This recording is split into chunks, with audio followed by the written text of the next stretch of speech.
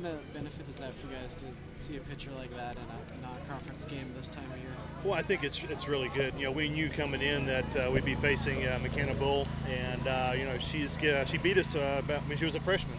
So we know what kind of good stuff she has, and to see that going in towards the second half of our conference play, I think it should help us out if we can make the adjustments.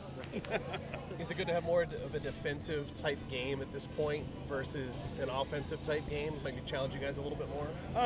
Well, I wouldn't necessarily say that, but it was nice to see us turn 3 double plays, you know, with some pressure on.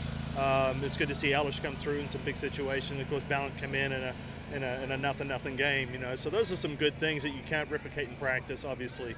But it's great to come out on the winning side of things on a tight ball game, because that could happen, you know, against Arizona. It could happen tomorrow. You know, it could happen going into postseason as well. So it's big for us to have that right now. Are you guys going to be looking at BYU a little bit more if they do end up here in postseason? Well, you know, BYU is a high likelihood they're coming out to the West Coast somewhere. You know, it could be us, it could be LA, it could be Washington, you know, and who knows, they could go on a tier here, you know. But they play some tough competition. We know they're a tough team, and they're well coached. Bull really kept you guys at bay for the first 5 or so innings there. What did you see from her approach, and how did your team react?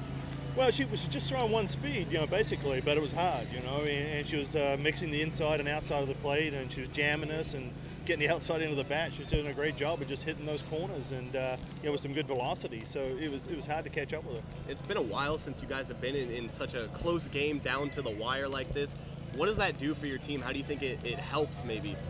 Well, you know, obviously you always want to be ahead, but you know, you can't, like I said, you can't practice that, you know. So hopefully it'll put us in some situations. You know, we had opportunities there to move some runners. You know, Gwen Savekis had an opportunity to move some runners on. We didn't get it done. You know, those kind of things can cost you in the postseason. So, you know, those are some things we're going to hammer into them. You know, going forward, is that we need to make sure we execute, especially the short game.